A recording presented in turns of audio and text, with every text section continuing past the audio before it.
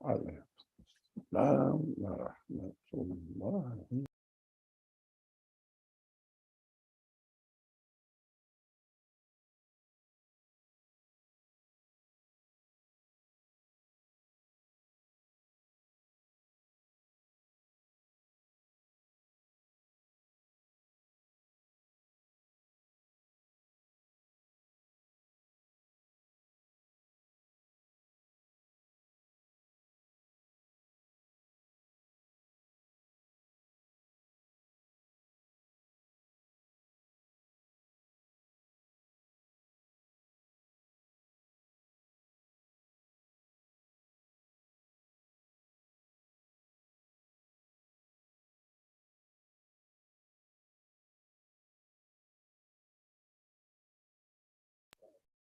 Assalamu alaikum wa rahmatullahi wa barakatuh. Those who are present here, welcome, and also here in the physical room, in person. Oh, I love it. Alhamdulillah. So everybody can come. The door is open to anybody comes. There is no need to have an appointment. So during the discussion hour, our house is open to public. Alhamdulillah. So we have been studying the section Araf from the Qur'an, and we studied up to the verse 32, and I have taken a note saying that don't refer anything to back, because every individual verse is enough to discuss by itself. So, because there are sometimes occasions, mostly, not exceptionally, mostly, the Quranic verses must be understood within the context, which is called in Arabic siyaq and sibaq, which means what is happening, what has been told before, and what is going to be mentioned in the following verses. But in some cases, although they are the parts of the same events, but every verse emphasizes on the individual aspect of that event. And in principle, the Quran should be read as the universal message of God, aiming at the universal meaning of God, regardless of time and space limitations. So we prefer to read the Quran as much as possible as a universal message of God to everyone, as the absolute speaker, as the absolute source of existence, and try to see the universal message in it, not locally mentioned message related to a certain story. Or the stories are true. What I mean by stories are true, yeah, it might definitely have happened in history that Allah has taken this, God has taken this event as an example for human beings to present. But at the end of the day, every event is created by God, and every event is a sign of God, pointing to God's reality and also teaching people what their responsibilities are and what are the guiding lines there.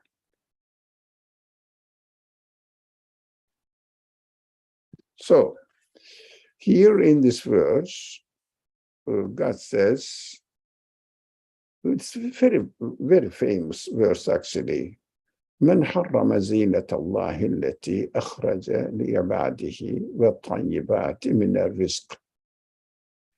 It is a rhetoric question. Who is that can dare to forbid the adornment and nourishment that God has provided for his abad.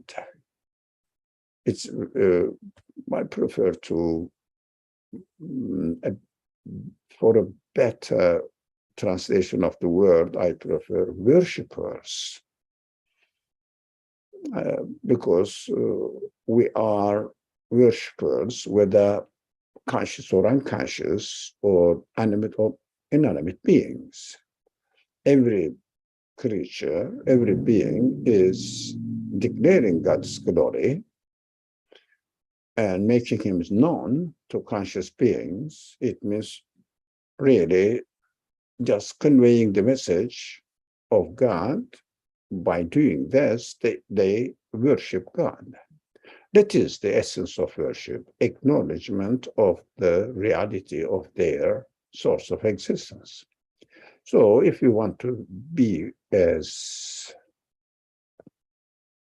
worshippers, first of all our activities or our actions must be based on declaration of the qualities of the creator of that actions that we are involved with. So the adornment and nourishment that God has provided for the worshippers. So we have to understand fundamentally a worshipper's adornment, worshipper's nourishment of God. And we have to question, what can the worshippers be in need of in order to perform their worship? Of course, it is understood adornment as we look at the word in a non-Quranic context. It means something that we like. Yeah, we do. There's no need to deny that. We like the adornment of the word. But in order to be used of these adornments, excuse me,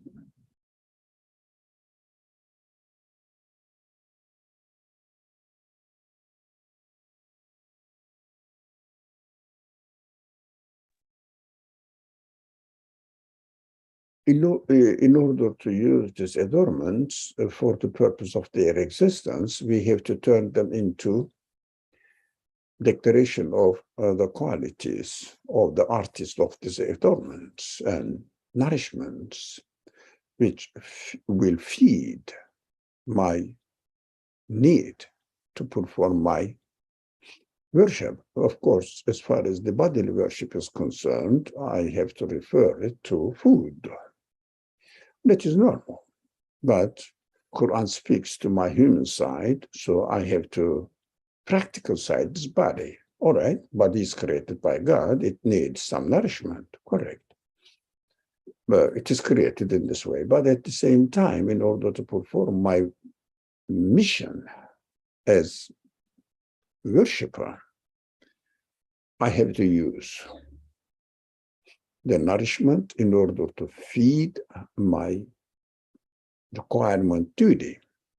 So, for example, the duty of car to run, so we have to feed the car with gas, electricity, whatever, the battery or whatever needs it. So for the gas of our spirit is some material, some evidence that we need in order to be convinced and declare as a result of our conviction.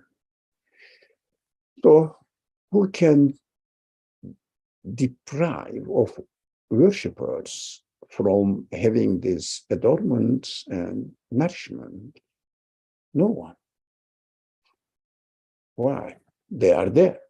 As long as I am alive, the evidence out there, beauty of the evidence, reasonability of the evidence, all of them are there. No one can provide it. That's why when the Quran uses man harrama, man dalladhi, it is a challenging question, not for the unbelievers, for any creatures. They cannot stop human beings as long as they are created alive in this world. As a human being, must be alive. Otherwise, somewhere else. No one can prevent us from benefiting the universe. Evidence. Why does it especially say the believers? Because everybody gets it. Not the believers. We will come there. Worshippers. Yeah. Some believers may accept that the universe is created by a creator. This creator is called God, but they may not worship. It means they may not fulfill their function as performing the glorifiers and declaring God's qualities. They may just take care of their life and say that God created, thank you, God, I'm benefiting from it. But what is a body? It's body. Why? Because they may not think the meaning of what they are eating, what they are wearing, how they really design their dress, their appearance, their hairstyle, and whatever. So don't go further. It is the dangerous area. Okay.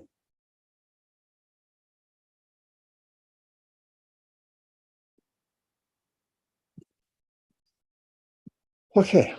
So we understood. It is impossible. It means this phrase, man harrama, it means no one can. Okay. Say, okay, let me read it, the original text. قل هي للذين آمنوا في الحياة الدنيا خالصة يوم القيامة. Now, قل هي للذين آمنوا في الحياة الدنيا. It means they are, say that they are given to those who believe during the life of their world. This word. Quran specifies في الحياة الدنيا and specifies in this world and specifies for believers. It is availability. It is availability for believers. For those believers, all these nourishments and adornments are nonsense. Why? Because non-believers think of themselves in terms of body, and they only accept the nourishment for body. Beauty doesn't concern of their human feelings. They don't benefit from it. So that's why Quran says for believers. Yeah, for example, the book is for those who are going to read. And for an illiterate person who doesn't read, the meaning or the information in the book, knowledge in the book, it means it doesn't exist. So they don't benefit. Did you get your question answer? Yeah. So clear. Quran is very consistent. Ask a question.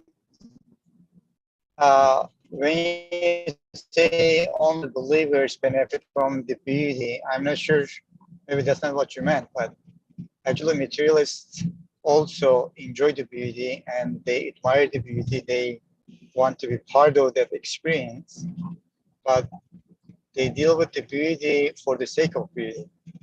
So I'm not sure if you want to make a distinction between that and reading the beauty and your relationship with it and your the meaning behind it with the aspect that looks to the maker of the beauty. I think there is a difference. If you say that like materialists do not like deal with or engage with beauty, I'm not sure if that's the correct statement. Okay. Now, have you heard of the understanding of worshippers that we discussed at the beginning of today's discussion? Worshippers. Yeah. You heard? Yes. Oh, yeah. Did you not get your answer? maybe I missed the point there because there was a lot of background commotions. Let me summarize it. It is normal. It is normal. This is life. So that is good that you pointed out your point, your question where bothers you. Worshippers need nourishment in order to feed their action of worship as a human beings. Body needs nourishment as well to function. It is duty. So as far as bodily side is concerned, it covers the ones you are enjoying. They are enjoying their, for example, lovely relationship with their friends, with family members, with their food and clothing and their status in the society. These are their benefit, but Quran speaks to human side primarily. So human side needs nourishment and beauty to appreciate the quality of the nourishment even better. So that's why the Quran says mu'min, because nourishment and adornment to human side, human feelings. And human feelings are evaluated as much as they turn everything into worship. That is the point of being a human being. But if someone uses his senses in order to satisfy their bodily needs and temporary needs, temporary means, sorry to use this expression, but it is what it is, the animal living being as a body, living being, the soul, there is no life for the soul. There is no life, there is no death. For soul doesn't die. So as far as the transient is concerned, or transient side of the universe or existence is concerned, it is related to body. But from this transient, temporary, and continuously fleeting reality of the world is concerned, this side looks to human material side, but human intellect can decipher the meaning inscribed in it. So Quran is a guide for human beings, not how to cook the eggplants, benefit from the onion, but we learn it practically. Quran speaks to the aspect of to human beings in order to teach them and guide them how to utilize the aspect that the human beings cannot understand, decipher by themselves. They need guidance, teaching. That's what Quran is, a help. Quran is a merciful guidance to humankind because it speaks to the aspect of our life that we cannot get the answer for in our relationship with our feelings, in our relationship with the universe, so on and so forth. So, I mean, from the beginning, the Quran, this verse follows a certain reasoning, of course. If we don't get the fundamental preferences of the words. For example, the Quran doesn't say, I'm reading it in its original language, قُلْ مَنْ حَرَّمَ زِينَةَ اللَّهِ الَّتِي أَخْرَجَ للناس والطيبات من الرزق. No, للعباد والطيبات من الرزق. للناس for human beings, للعباد for worshipping human beings. These are good for humanity. How about bodily? Oh, there is no need for guidance from God. those people who never heard of even maybe the deniers of the Quran, they are also benefiting from the adornment and nourishment as far as their bodily satisfactions are concerned. There's no need to mention for the Quran. But sometimes Quran speaks in general to human beings and calls them for a certain mission, asks them to fulfill this mission. There it uses the word, the Quran uses the word an-nas and speaks to human side.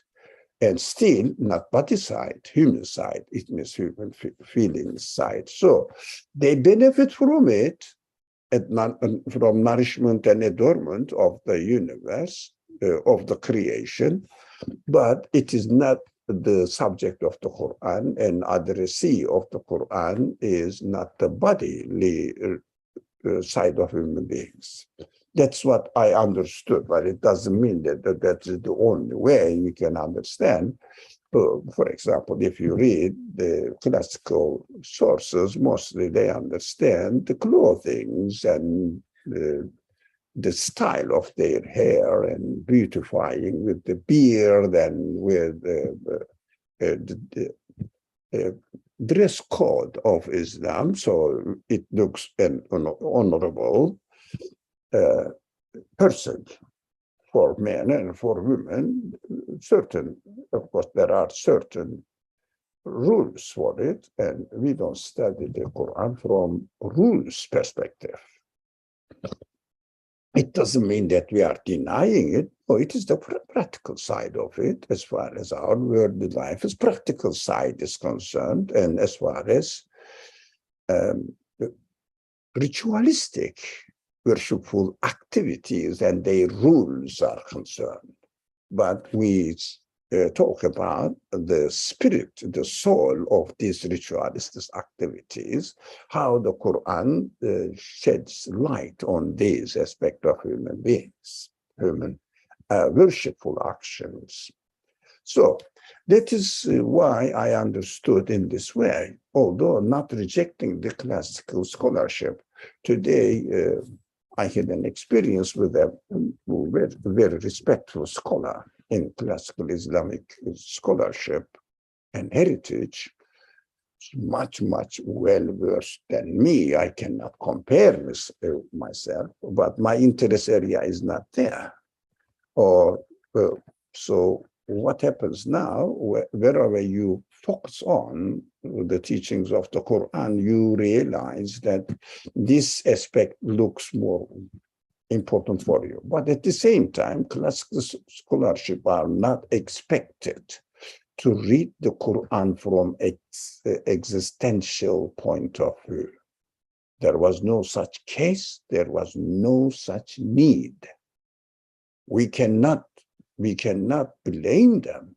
They were explaining the Quran according to the capacity of their centuries and the capacity of the people who need them, who need the guidance.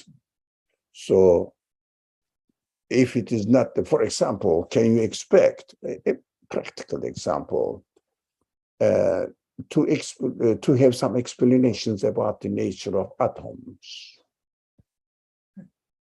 from classical scholarship? No, although they talked about dharra, but not as it is taught nowadays in the world. But it is very surprising. For me, it was very surprising. It was decades ago when I read some Muslims, the lives of some Muslim philosophers, and one of them said, if you really possible to squeeze the world, whole universe, the size of which will be not bigger than an egg. I said, in English, I said, Alhamdulillah, that is human capacity. How come this man realized that? That time, it was, let's say, I think this scholar was, the philosopher was Muslim philosopher.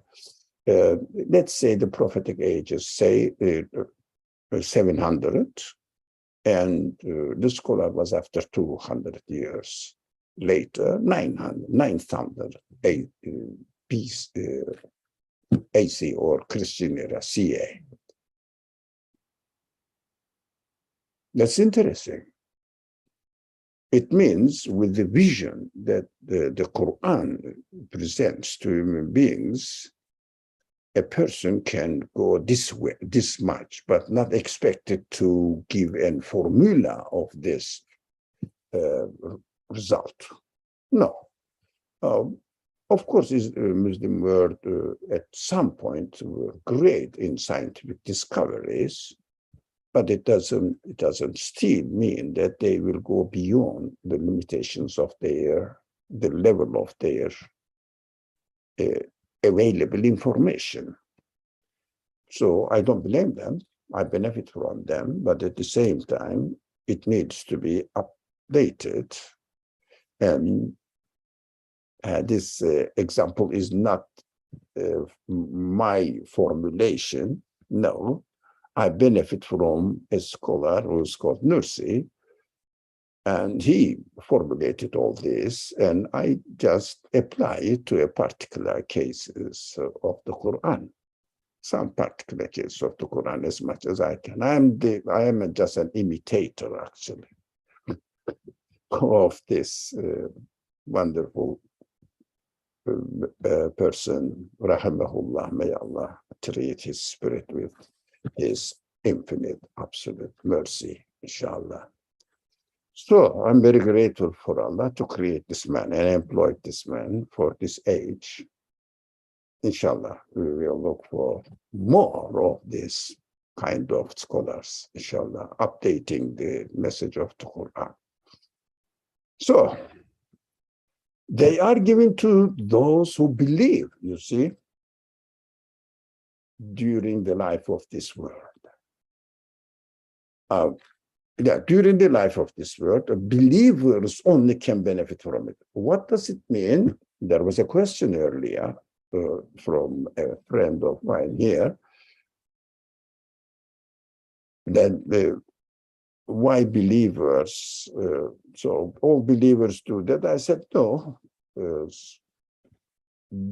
To be a believer is at the starting point of the journey of human reality. If someone doesn't believe that the universe needs to be created and insists this blindly to me, that's my personal idea. That some people may not agree with me. There are lots of people who don't agree with me, I know that. But I believe that you and I share the same belief, basis of the same belief, that the universe needs to be created. It is obvious to us,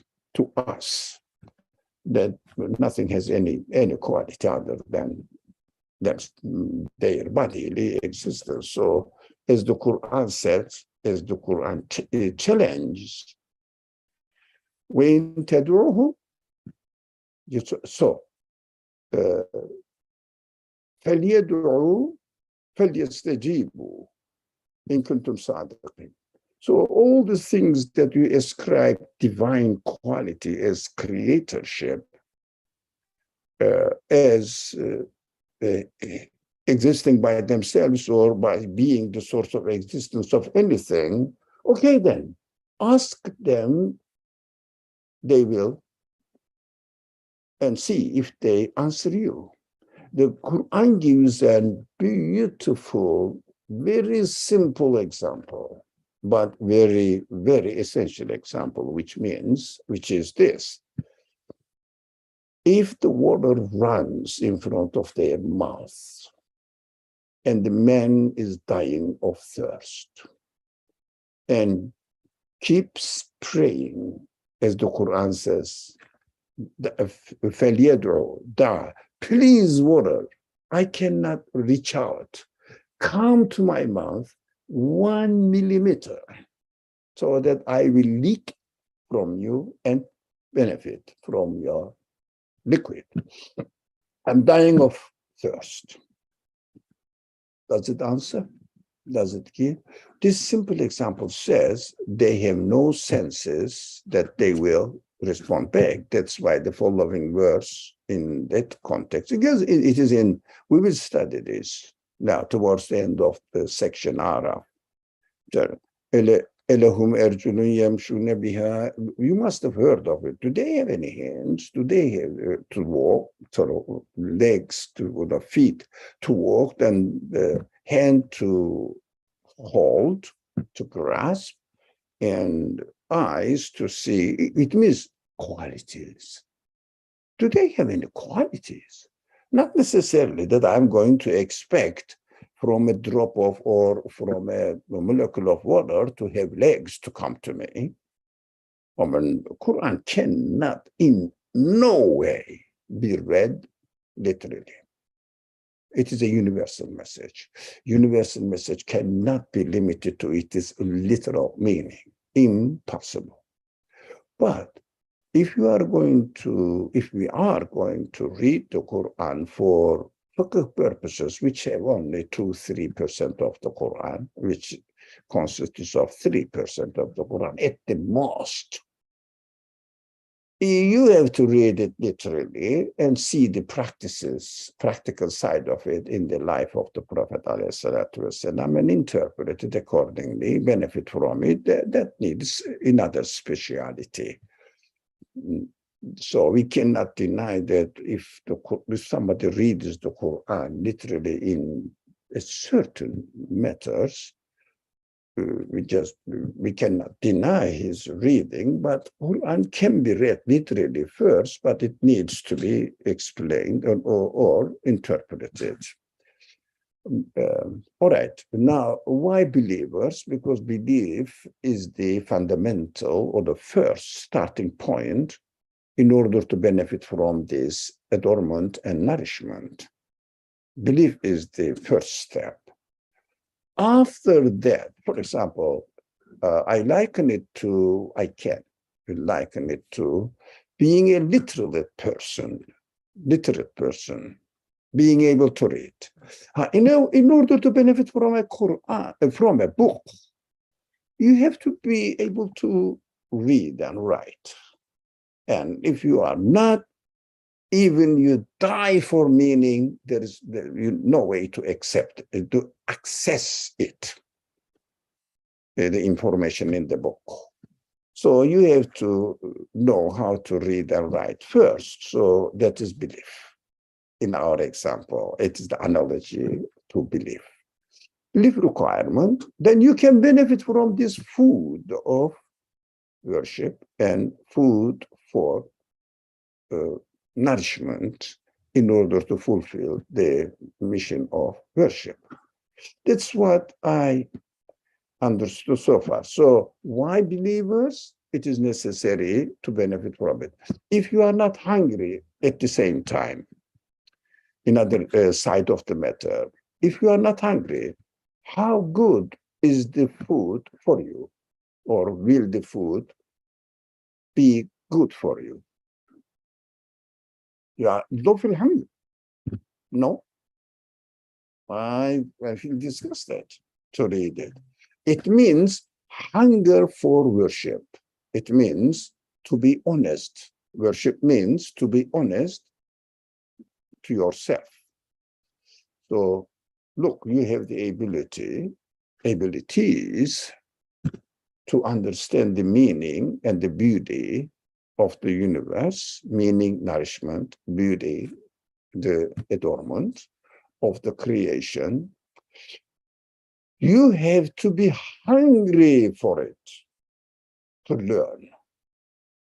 Otherwise, it doesn't appeal you or to you. I don't know how to use it in English. Do you know?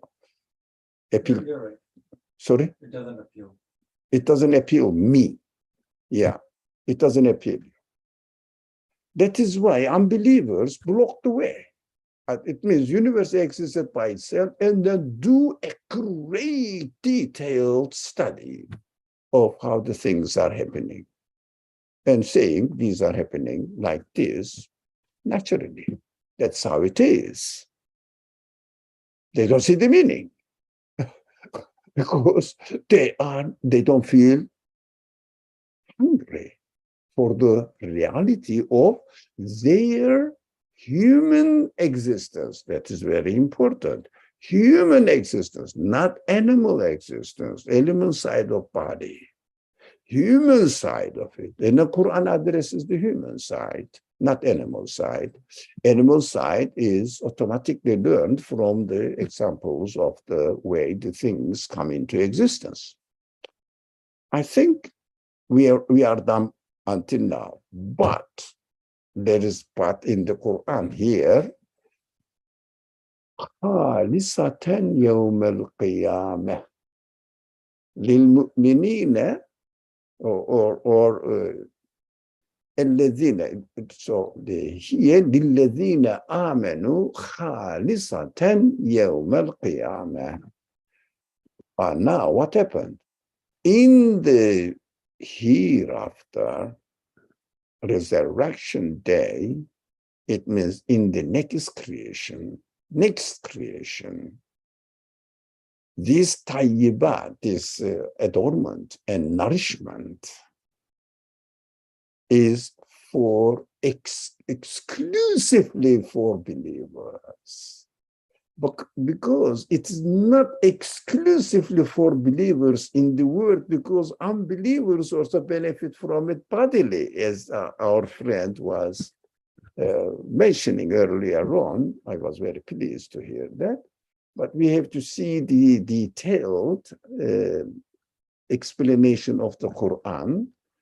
So it is exclusively, it means for in the hereafter, the next creation, the unbelievers will not even benefit from the beauty and nourishment of creation bodily, even not for bodily either. That is why the Quran is described in such a way in the Quran that body is being tortured. But in fact, we have to understand that the human feelings are being tortured. But body also is being tortured, but it's not important. For example, when you cut your nail, you don't feel any hurt. But when you feel hurt now through nervous system in the nails, the nervous system or inside the body organs, there is no nervous system that detects the pain or any harm. We don't need it practically. So when the surgeons cut the body of the person who was going to do the surgery, so they just cut outside and it hurts. Inside, now they can cut your heart, your, I don't know, whatever the part of your body is. You don't feel it because there is no such thing. So it means they don't. They will feel lack of the grace of is the food on adornment, nourishment, and the adornment of the creation. They will not feel the benefit of it spiritually. Neither their body will benefit from these nourishments. So they will just feel the lack of it. They are hungry bodily, but spiritually it is past. But bodily they are hungry or for health. But health is not provided, as if only disease is provided. To suffer because they denied the purpose of their creation and the purpose of the creation of this nourishment and adornment. They insulted it. They said this is only for body, although the adornment and nourishment are for spirit, for our soul.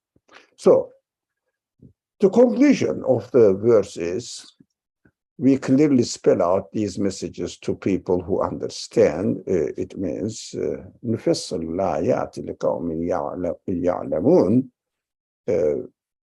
But this is the explicit explanation of the truth of reality, the truth of creation. Explicit. There is nothing secret there.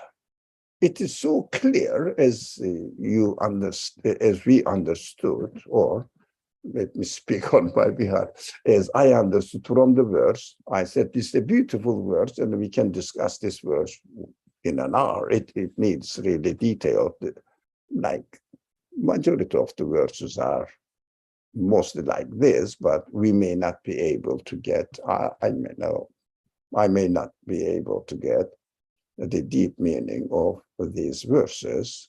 I mean, deep meaning doesn't mean that you have to have a scholar, but you have to know how to make the contrast between what is said, what the other side say, and what the Quran says. But it is very easy to me to understand the Quran. It's very easy. We should read the Quran according to its definition.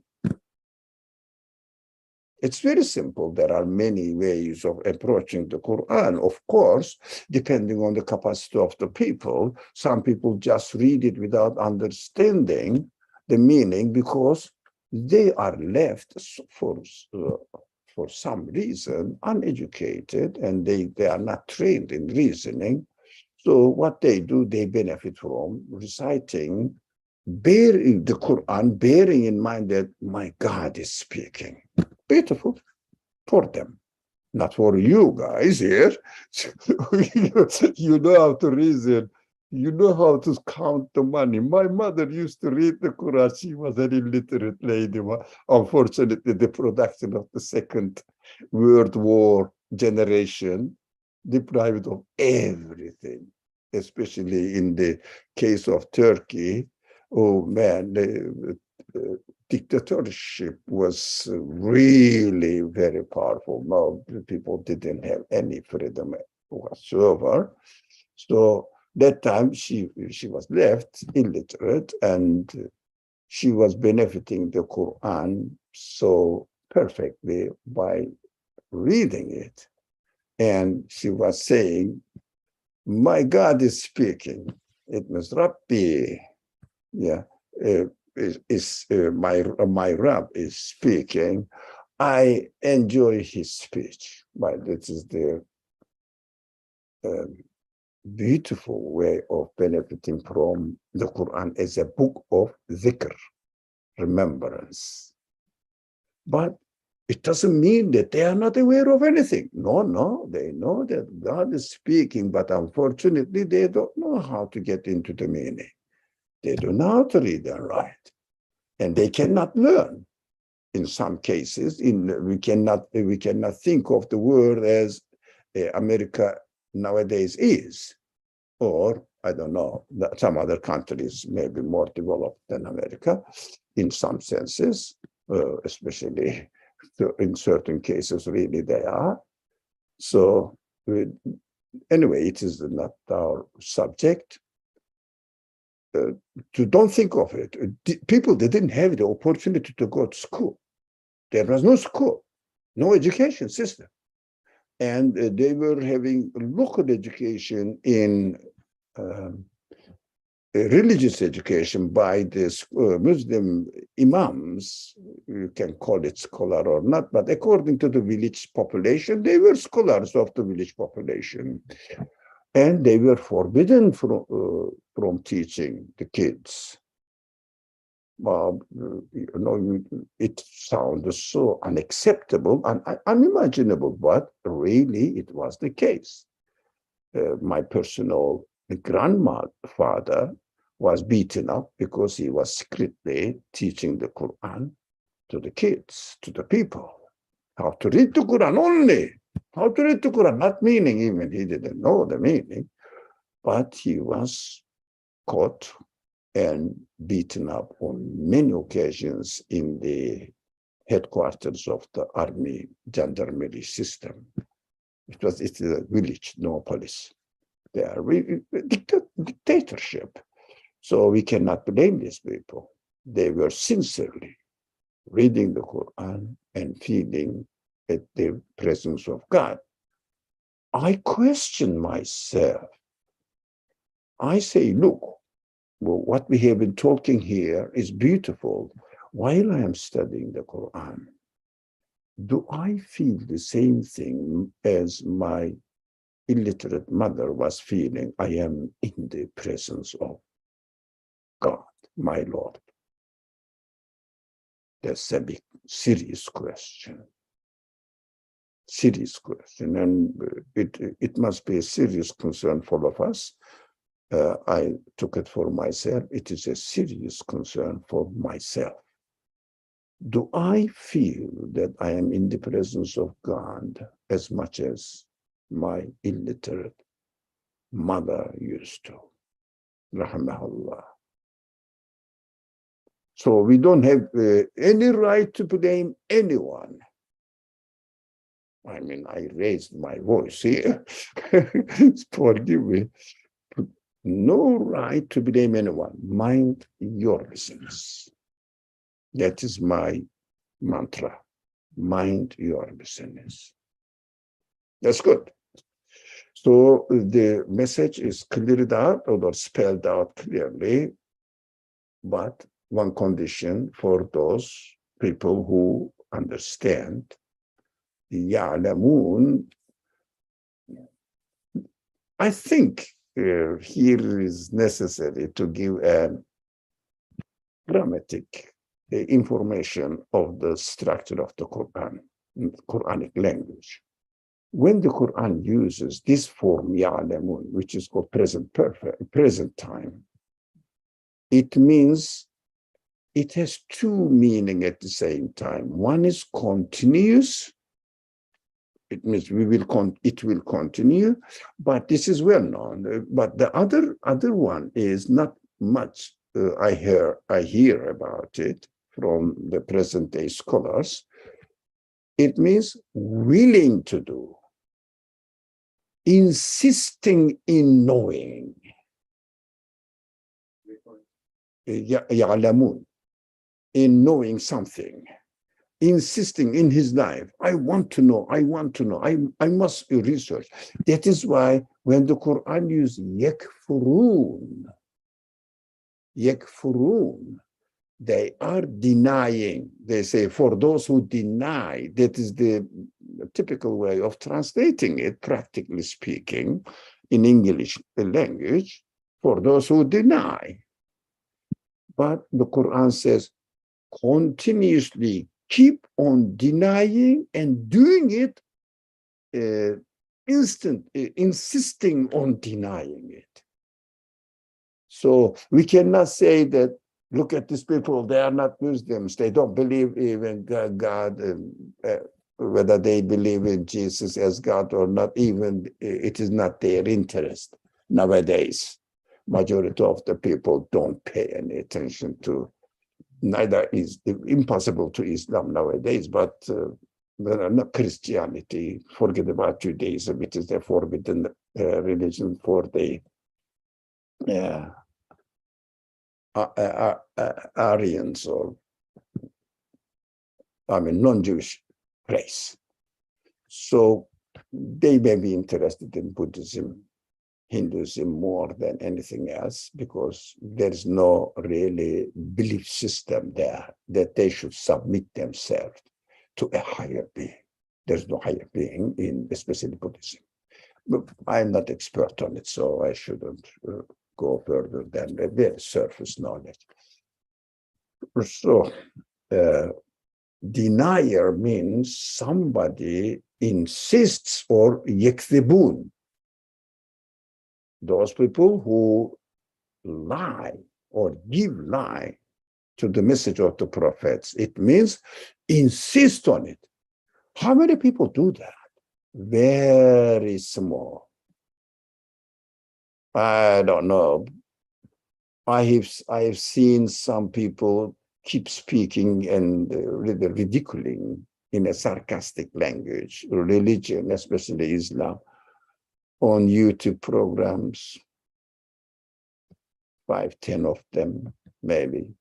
Innocent people, high school and college students, they don't know what they are talking about. So they are carried away with the propaganda or the fashion. Nowadays, to deny and not to be religious is fashion. To be religious is not really, it is out of fashion. So if someone is religious, they look at it as a weird guy. What are you doing? Well, come on, enjoy your life. But I don't blame them. They don't know what they are doing. They are not yukazibun, they are not yakfurun. That is why we have to understand, we clearly spell out, I'm reading the translation of the last section of the verse, we clearly spell out these messages to people who really decide to know what the truth of existence is all about. That is how we should read it. So if someone that doesn't pay any attention to anything, doesn't question anything, this message means nothing to them. They just carry on their bodily life as a living being, All right, let's comment more. So I would like to go further, one step ahead. We have a few minutes left. So I was afraid that we could not finish this verse, but alhamdulillah, that is what I have to share with you, unless you have something else to share with me. Okay.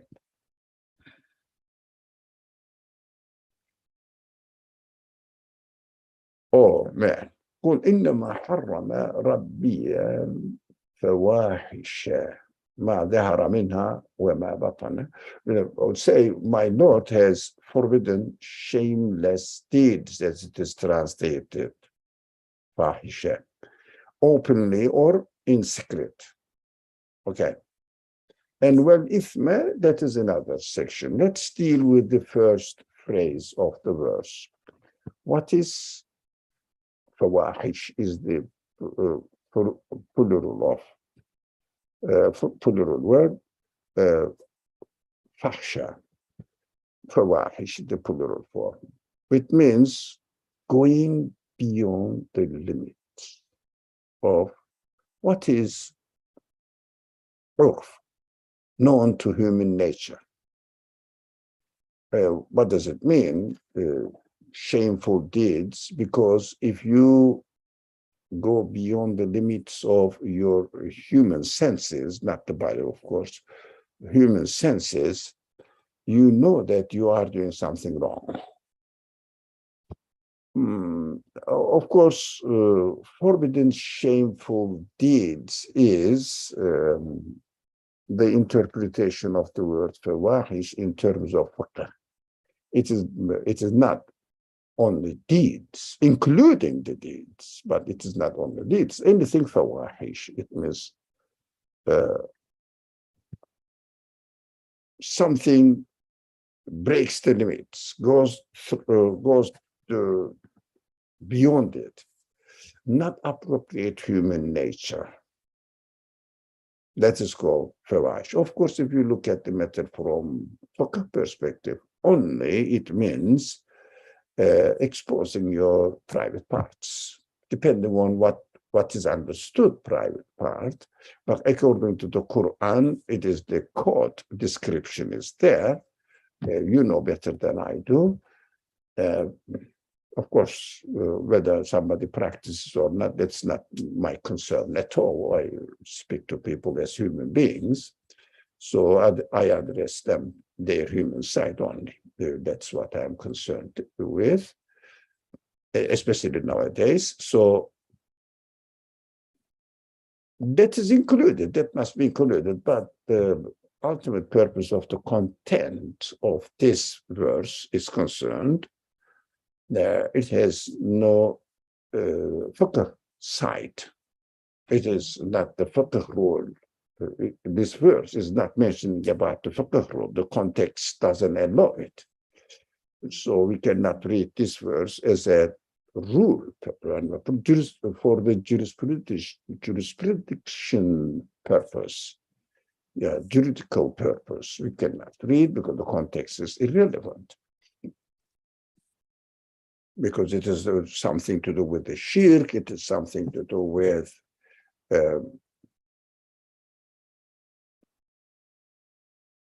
how we should deal ourselves as human beings. It means how can I evaluate my own existence? So we should understand that anything goes beyond or lags behind or goes beyond the limitations of our human capacity, which means, for example, I have my reasoning and I'm not using it. That is one part of fawahish. And I'm using the reasoning in order to justify my egocentric concerns. That's fawahish as well. It means, according to the terminology of the Quran, going beyond the limits of, in either a negative way, in positive way, Sirat al-Mustaqim. You are familiar with this phrase, very well known. The straight path. They say straight path, which we understand straight path in this class, the path which is not crooked here and there and directly takes you to God, connects you to God without really or having any hamper, any, I don't know, obstacle to reach God. For example, very simple example, God created the cow and the cow is producing water. What happened? The cow becomes an obstacle in this Sirat al-Mustaqim, straight path to reach God directly. And milk is created by God directly. Cow is created by God directly. That is called Sirat al-Mustaqim. So when you look at the milk, when you look at the cow, a cat as well. What's wrong with it? Well, it doesn't have milk, I think, for us. So the cow, we have to see the presence of God acting there as a creator of that being at that moment. When you see that, it's being created in this way, not it was created to produce. The cow was produced, created to produce milk. No, it's not straight path. It is crooked. There is a barrier between me and my God. Although I say God, but there's a barrier. For example, I want to go to Chicago, but the road is blocked. Or my intention is to go to Chicago, but the road is blocked. Man, you can't. That's so simple. So we should not have all these apparent causal chain, an obstacle in our path to reach God. Got it? All right. My friend says, yes, I understood. So, قل إنما حرم ربي الفواحش. The previous verse said, and who is that who is prohibiting you or being an obstacle in your way to pass, that you cannot benefit from the beauty, the adornment and nourishment of creation, which is the quality of the creations, manifested qualities in the creations. Who is this doing this? God only, it means here. Good innama, my Lord only. Good and innama also means only. Yeah, in most of the cases, innama means only in the Quran. Not in the Quran, really, in Arabic language in general. So, good innama, God forbids you only from shameful not deeds only, really, including the deeds, but shameful attitudes, going, not shameful, it's not shameful, really. How can I say? I mean, if somebody spoils his primordial nature. That's let's speak in a very simple language. If you use the machine against the prospectus or the manual, user's manuals provided by the engineer of the machine, and what do? You destroy the machine. That is what fawahish is. Yeah. Fahsha. So, ما ظهر منها وما بطن. Why is it, for example, if I use myself not only in my deep thinking, but in my outward behavior towards the creation. For example, not taking notice of the creation. What is this? Without confusing, it means really openly, I am spoiling the purpose of the creation or my nature, human nature, destroying my fitra. So, or in script,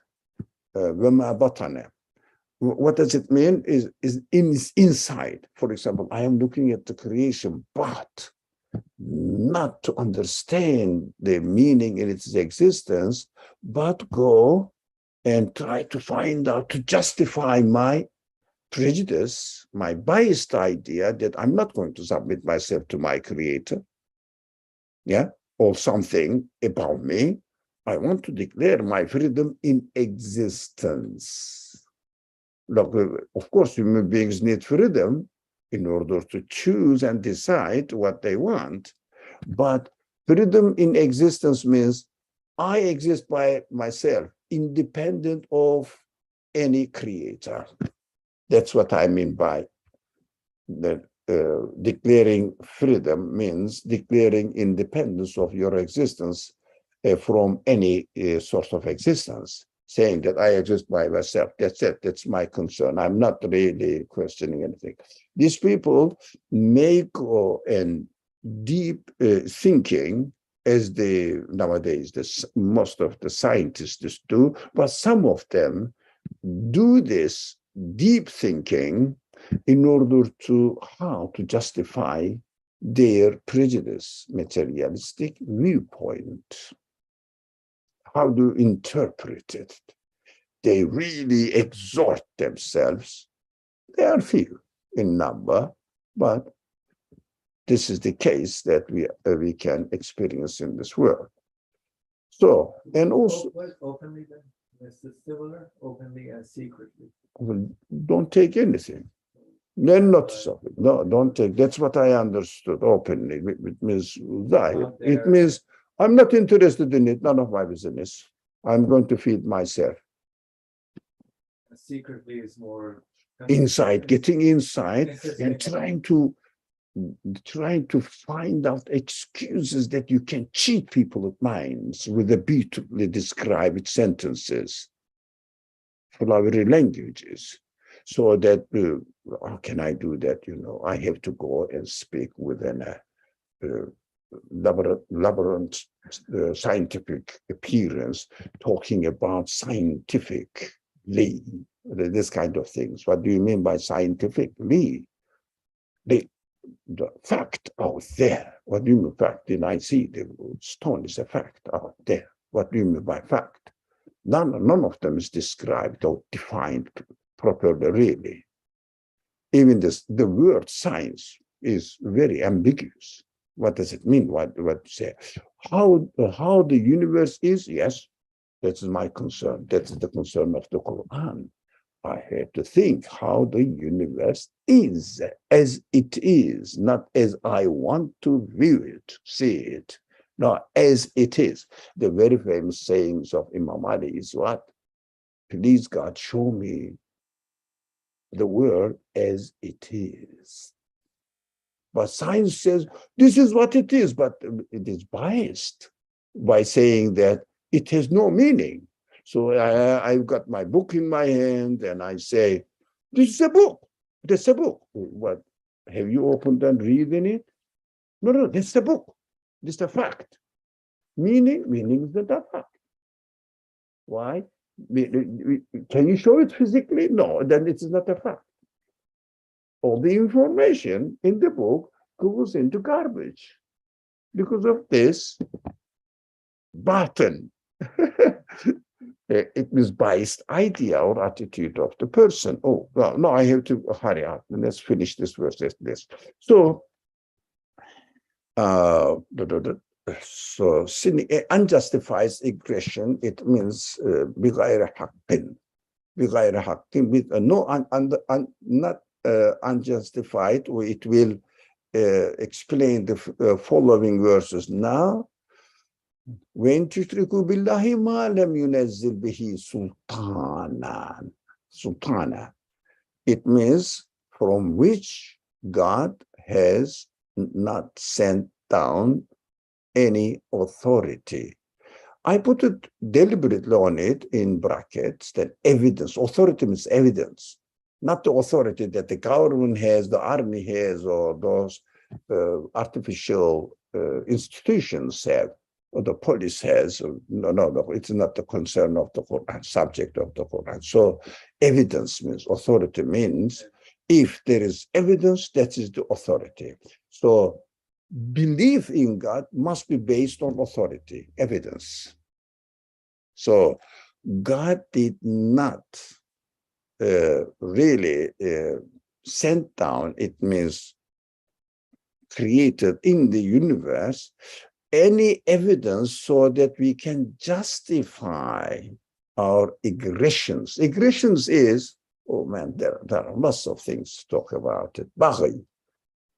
Aggression doesn't mean that really taking your powerful army or technologically advanced army to kill people, of course, and then going and suppressing a certain group of people, the race or nation or whatever they call it nowadays. No, it is wrong, definitely wrong, but the subject of this verse is infringing the rights of created beings, breaching the reality of the creatures, transgressing their rights. That is aggression.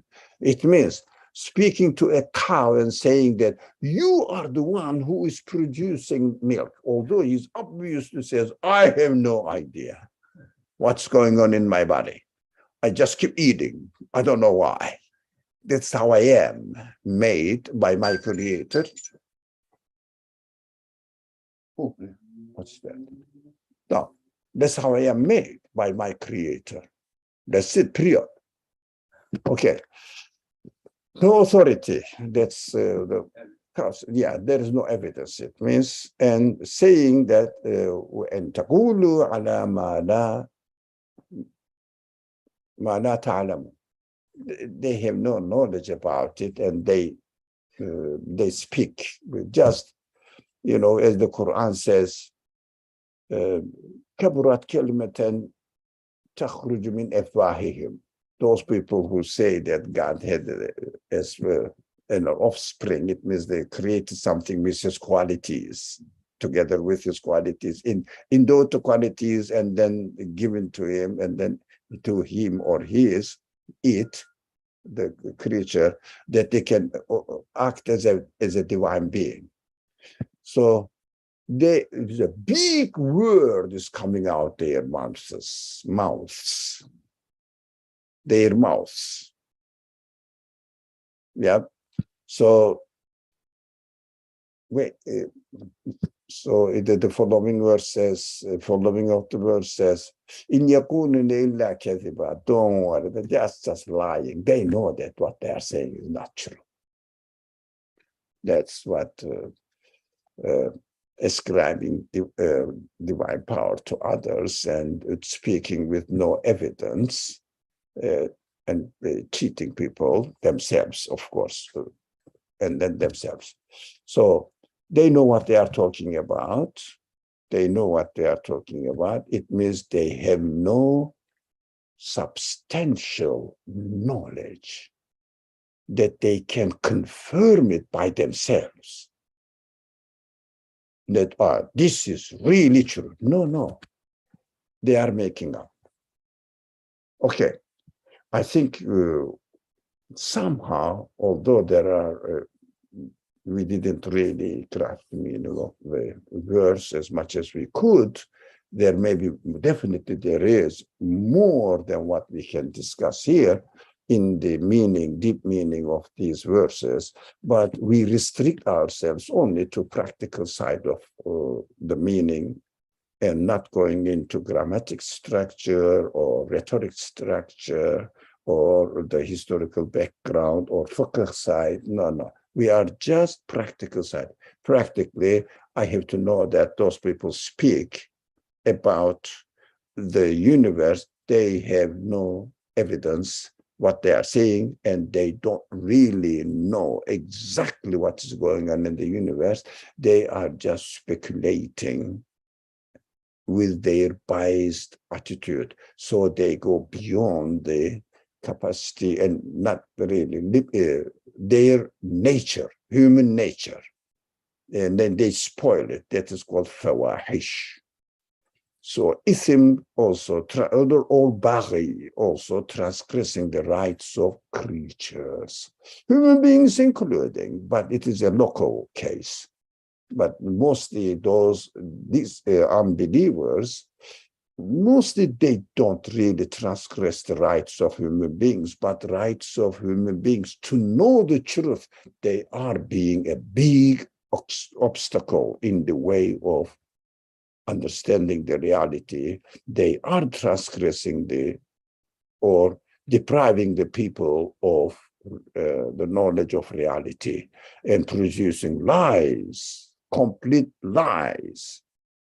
When the lie means they know that what they are talking about is not really true. So I think we should stop here. And I'm sorry, I'm really going beyond the limitations of time. Here we are now. The stage is yours. If you want to say anything, please go ahead. Otherwise, I will stop here. Bismillah ar-Rahman ar-Rahim. No voice, no writing. سبحانك لا علم لنا إلا ما علمتنا إنك أنت العليم الحكيم وآخر دعواهم أن الحمد لله رب العالمين بحرمة سر سورة الفاتحة. Inshallah, I see you Wednesday, Saturday, next Monday, inshallah.